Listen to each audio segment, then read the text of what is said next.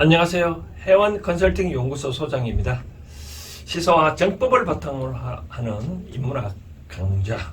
오늘은 논어 수리편 9번째 문장이 되겠는데요. 오늘은 전반적인 내용을 보니까 조문, 문상에 대해서 제가 하고 싶은 얘기가 생각나는 글이 있어서 특히 이 마음이 와닿는데, 공자는 이렇게 수리편에서 강의하는 내용은 이제 내용 보면 주로 이런 내용이라 했잖아요. 이제 공자가 제자들 데리고 강의를 하면서 또 학문을 가르치면서 공자의 태도에 대해서 이제 본받아라로 그런 뜻에서 아마 수리편에 그런 내용들이 많이 있는데, 오늘은 이제 제자가 이 공자하는 행동 중에 누구 상을 당했을 때는 어떻게 행동했는지 그것을 제자들도 배우라는 것 같아요. 이제 우리가 스승의 학문을 배울 때, 글을 배울 때 단순히 뭐 어떤 지식만 배우는 게 아니잖아요, 그렇죠? 그 스승의 어떤 인품, 성품을 배워야 제대로 그 스승의 가치, 이념을 배울 수 있지 않겠냐 하는 생각이 되어집니다. 그래서 그 점에 대해서 여러분들이 참고하고 이 문장을 받아들이면 아마 쉽게 이해되지 않겠나 생각되어집니다. 먼저 읽어드린다면, 자식, 유상자지척, 미상포야라, 자어시일에 곡적 불가하셨다. 이런 내용이네요. 해석해보면, 자, 공자께서는 식 먹었다. 어떻게 먹었냐 하면, 유상자지척. 그러니까 상자, 상을 당한 사람의 척근이 상을 당했었을 때, 식사했을 때는 미상포야라.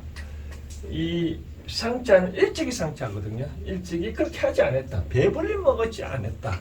쉽게 상을 당한 사람의 입장에서 갔었을 때, 그게 척근과 같이 뭐 식사를 한 경우에는 그렇게 배불리 먹었지 않았다. 쉽게 말해서 뭐 상을 당한 사람이 통상적으로 과거에 보면 어릴 때 보니까 식사를 안 하시잖아요, 그죠? 식사를 안 하시다 보니까 죽을 녹두죽을 많이 드시는 분 같은데, 그래서 상주는 뭐 식사를 안 하시다 보니까 공자도 그와 같이 상을 당한 사람과 같이 있었을 경우에는 그렇게 식사를 잘 배불리 먹지 않았다. 그러니까 그 상 당한 사람과 마음을 같이 한다는 뜻이겠죠, 그렇죠? 두 번째로 보니까 시일에 곡적 불가라. 공자께서는 시일에, 이날에는 곡을 하면은 불가, 노래를 안 했다. 노래를 안 했다. 불가, 노래를 안 했다는데, 공자께서는 노래를 참 잘 했었대요. 기록에 보면 뭐 노래가 심취를 하면 석 달 열흘 동안에 고기도 참 좋아했는데도 석 달 열흘 동안 뭐 고기에도 심취하지 않냐고 노래만 열심히 심취하고 잘 불렀다.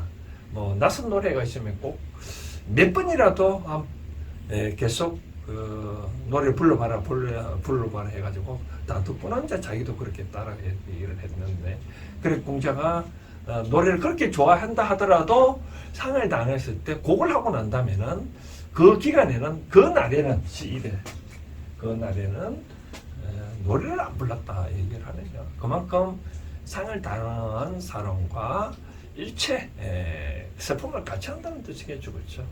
그래서 이 수리편이 이렇게 기재된 뜻은 아마 공자께서 이런 성품을 가졌으니 제자들도 이런 걸 좀 배워라, 그런 뜻이 아닐까라는 싶습니다. 그런데 이제 여기서 이제 조문과 관련돼 가지고 한 말씀을 드리고 싶은 사항인데, 여러분들은 이 조문이란 말 많이 들어봤잖아요. 조문한다, 조문을 간다.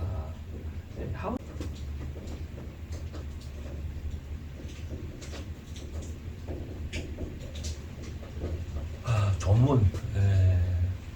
조문하고 또 우리 문상이란 말도 있잖아요, 그렇죠? 문상. 문상.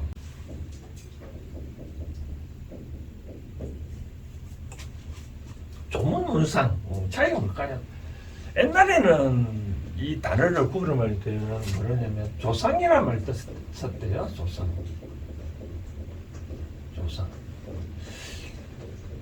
조상은 뭐냐면 우리가 상을 당했을 때 가보면 망자가 있고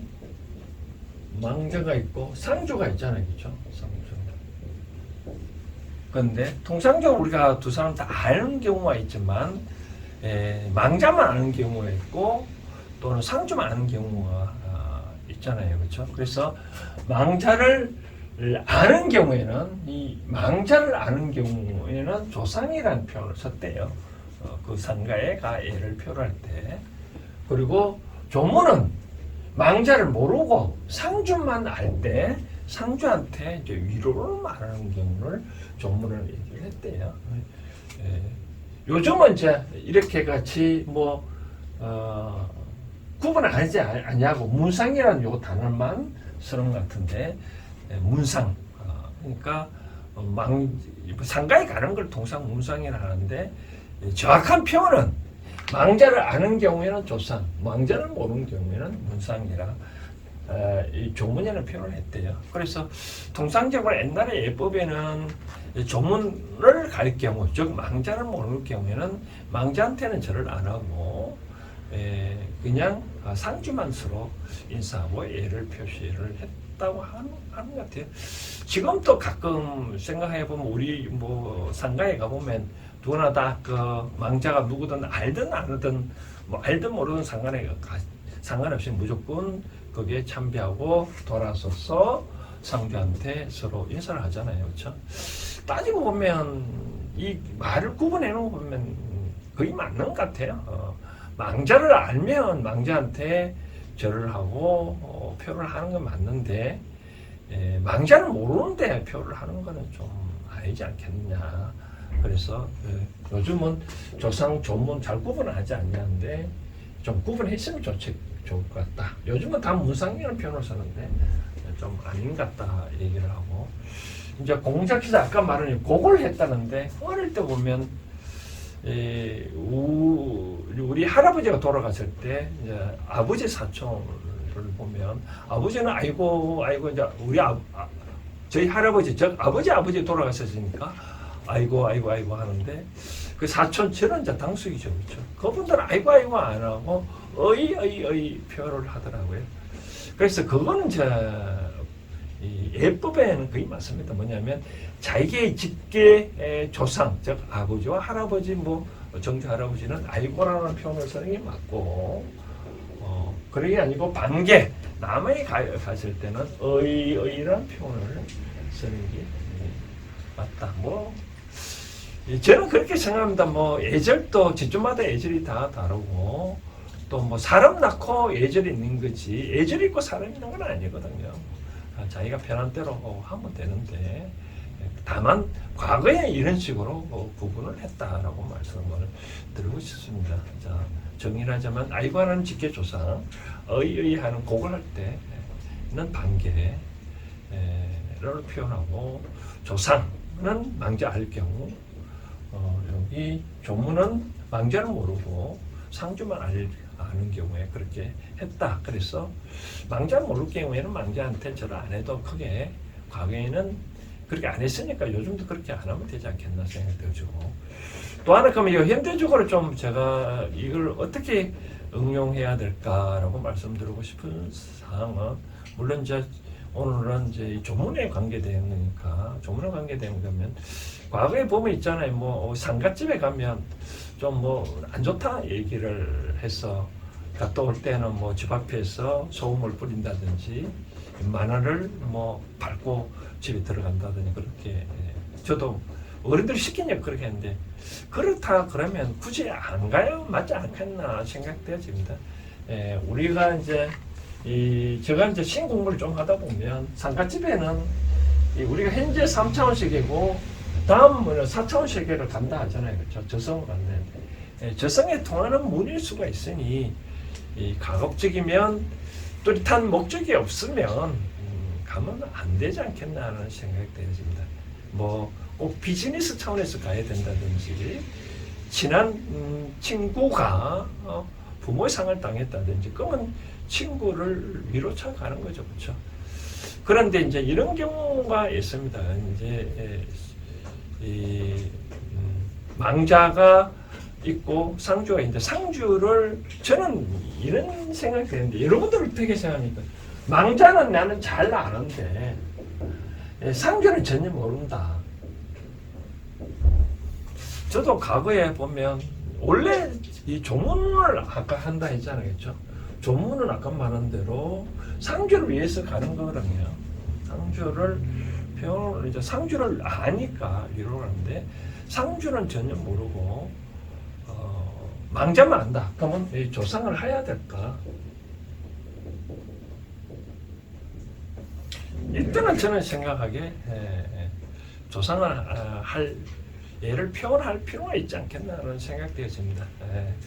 비록 그 상주를 몰라들어도 그동안에 이제 이 망자는 다음 4차원 생각이 가니까 그거 가서 조상을 가더라도 거기서 좋은 역할을 하시라고 축원 한마디 하고 돌아오면 되겠죠. 그렇죠? 상주는 몰라도 상관없으니까 그런 차원에서는 꼭 그 내한테 크게 내 스스로 덕을 입었다고 생각하는 경우 뭐 친구는 같은 게 상관 필요 없는 거고 학교의 스승님이나 친구의 부모가 나를 진짜로 끔찍하게 아껴줬다. 내가 어때 누구한테 큰 은혜를 입었다 라고 하는 거는 가서 조상적 망자에 대한 애를 표하는 것이 예법에 맞지 않겠냐는 생각이 되어집니다. 그렇지 않냐고는 함부로 상갓집에는 안 가는 게 맞다라고 말씀드리고 싶습니다. 자, 오늘 수리편 9번째 문장 이런 차원에서 저 얘기를 해봤는데 여러분도 동감을 했으면 좋을 것 같습니다. 감사합니다.